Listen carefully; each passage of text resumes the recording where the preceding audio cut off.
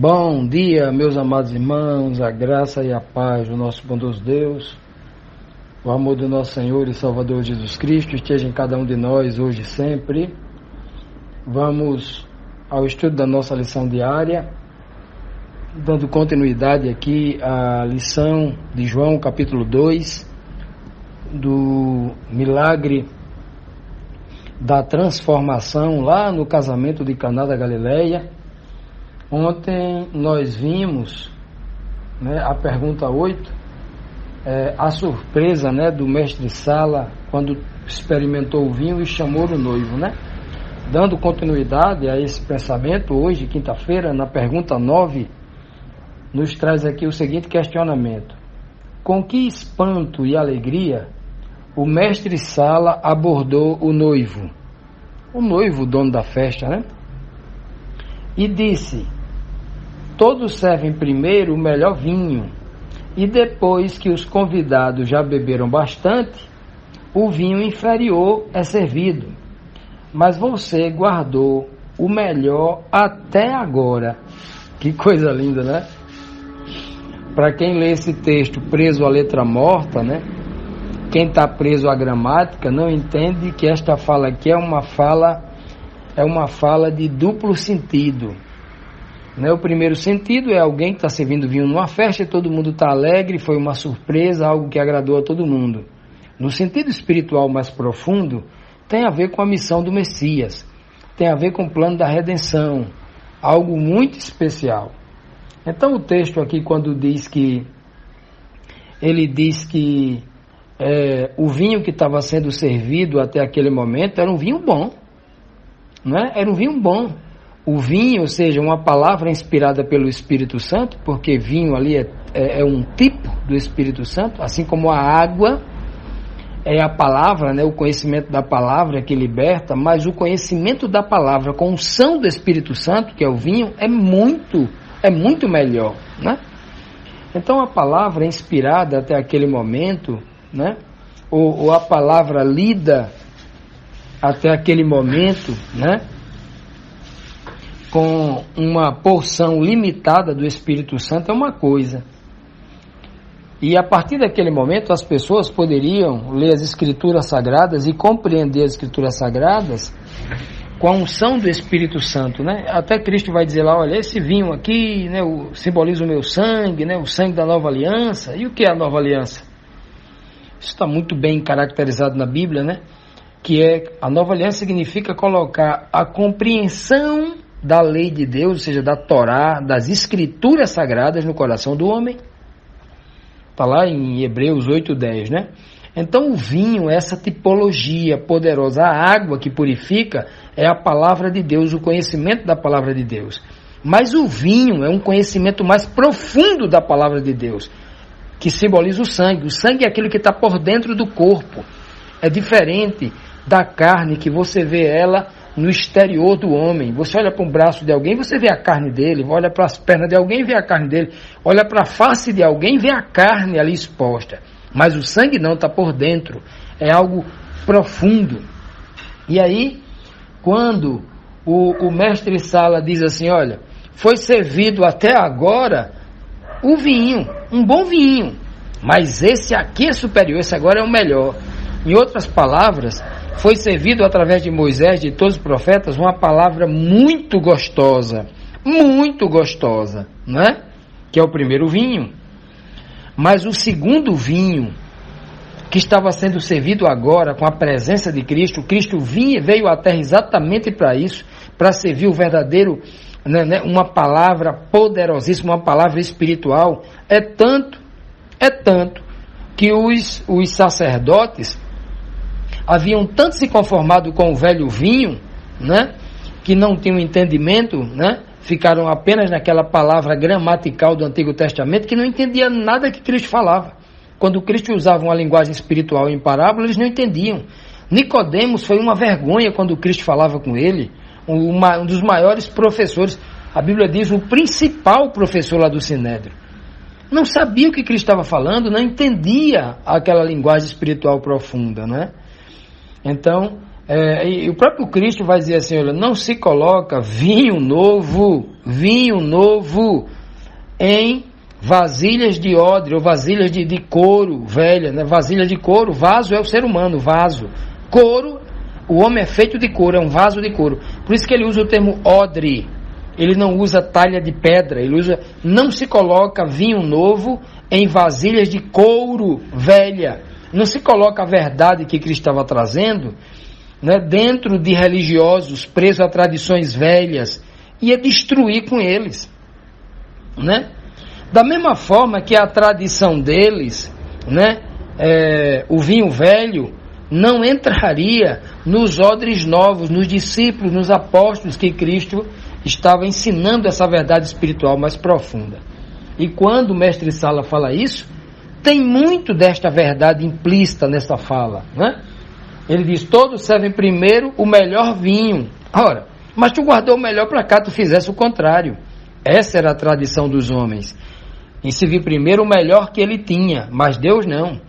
Deus vai servindo primeiro, né, dar o leite, para que as crianças tomem o leite, e a comida sólida, o melhor, vem depois, né? Cristo falou várias vezes para o discípulo, olha, eu tenho muito a falar para vocês, eu tenho grandes revelações para dar para vocês, mas não é o tempo ainda. Temo que vocês não possam suportar desse Cristo. É com o tempo. Assim como o dia que vai nascendo, a luz é pouca, e a luz vai crescendo, crescendo, até que se torne ao meio-dia a sua luz plena. É assim. O maior, o melhor, vem depois. É assim que Deus age. É assim que é a carreira cristã. Muita gente se converte agora, levanta a mão na igreja, aceitou Cristo, um ano depois já é o teólogo, a pessoa mais sábia do mundo, né? Não deu tempo à experiência, a uma vida piedosa, de sacrifício ao lado de Cristo, de muita comunhão, de muito sacrifício, de muita busca, de muita humilhação, de muita dedicação, de muito zelo pela palavra de Deus, pela obra de Deus, para que com o tempo alcance essa sabedoria, né? Esses valores têm sido invertidos, mas nesta fala deste homem, diz muita coisa, né? Ele conclui a sua fala dizendo, você guardou o melhor até agora. Pois é, Deus o Pai havia guardado o melhor dele até aquele momento, quando Cristo se apresenta para fazer o primeiro milagre lá em Caná da Galileia. Que coisa poderosa, né? Se você não conhece Jesus Cristo, está conhecendo Ele agora, lembre-se que se Ele guardou esta verdade até agora, é porque você está preparado para beber desse vinho, para beber desta verdade e experimentar a verdadeira transformação que só Cristo pode promover. Continuando, amados, agora vamos para a 10ª pergunta. Jesus realizou o milagre em Caná apenas para agradar o povo, porque o povo estava sem vinho, e ele, como um convidado ali de honra, né, queria que o povo não ficasse triste, né, queria agradar, tal. Era só por isso, né? Por que será que ele realizou aquele milagre? Era para ser um bom anfitrião, ou era para querer ser visto, né? Nada disso. Vamos ver o que diz a palavra de Deus em João capítulo 2, versículo 11, que diz assim: este sinal miraculoso em Caná da Galileia foi o primeiro que Jesus realizou. Revelou assim a sua glória, e os seus discípulos creram nele. Olha, meus amados, durante muito tempo eu não conseguia enxergar uma verdade que hoje eu enxergo, né? Justamente porque a palavra de Deus, a verdade, ela é compreendida de forma gradual. E mesmo o homem espiritual, o homem religioso, como eu era há 20, 30 anos, tinha dificuldade para entender.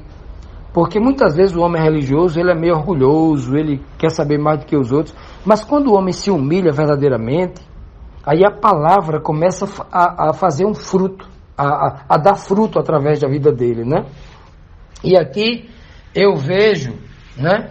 Eu vejo um pouco dessa verdade, ou muito dessa verdade, né?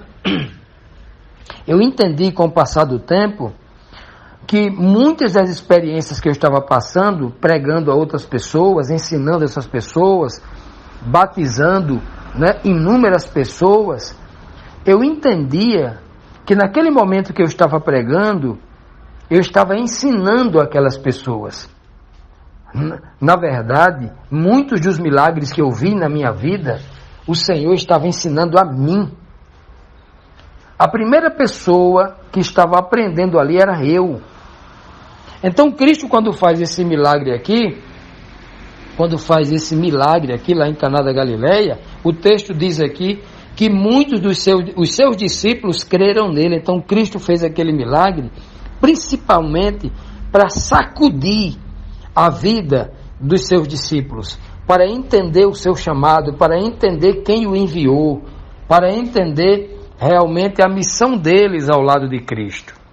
Então os milagres que eram feitos por Cristo, né, que Deus fazia através de Cristo, como ele mesmo ensinou lá em João 14:10, esses milagres não eram como as igrejas, as instituições religiosas fazem hoje, para promover um pastor, o pastor tal cura. Olha, se nem Jesus curava, era o Pai que curava através dele, como ele mesmo ensina lá em João 14:10, o próprio Pedro ensina também lá em Atos capítulo 2, versículo 22, era o Pai quem realizava. Cristo vai dizer 1 milhão de vezes, eu não faço nada por mim mesmo, o Pai que está em mim é quem faz essas obras. Ele vai dizer muitas vezes, né? Então, se nem Jesus Cristo fazia os milagres por si só, imagine hoje esses pastores que ficam colocando o carro de som no meio da rua, convidando por venham hoje, pastor que vem não sei de tal cidade, não sei de onde, ele cura, ele faz milagre, venha trazer suas... né?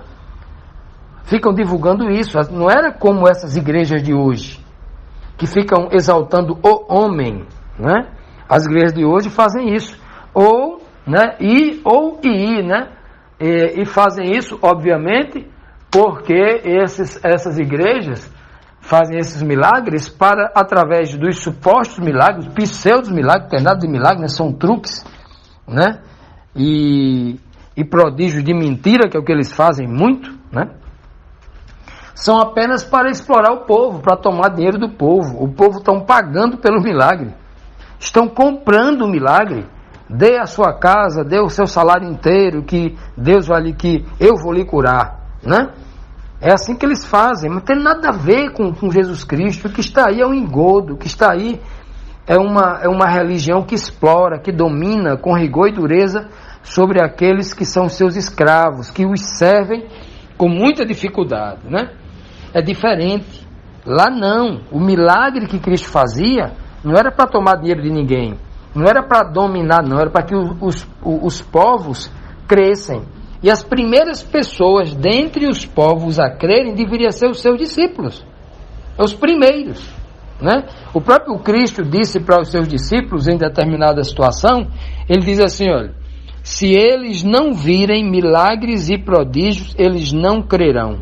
É por isso que Cristo, né, na maioria das vezes, antes dele começar um determinado ensinamento, uma determinada pregação, ele fazia um milagre antes, que é para chocar o povo, para o povo arregalar os olhos, abrir os ouvidos para entender aquilo lá.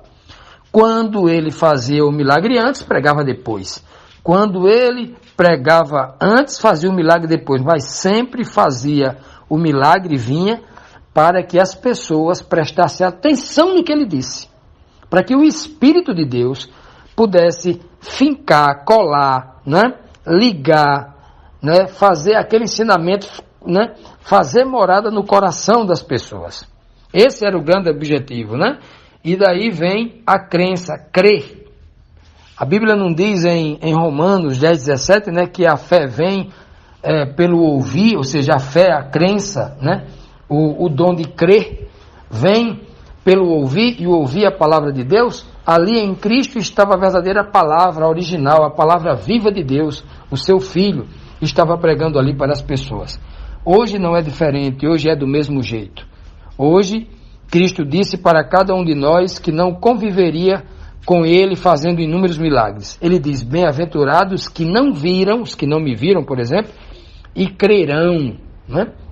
Então, todas as vezes que nós lemos a palavra de Deus e cremos nela, sem necessitar de uma evidência física, um milagre, por exemplo, né? Nós estamos buscando, assim como Abraão, vivendo assim como Abraão, a fé genuína, a fé de não ver e crer, como diz lá em Hebreus 11, versículo 1, né? Porque diz lá que a fé é o firme fundamento das coisas que se esperam e o relato daquilo que não se pode ver.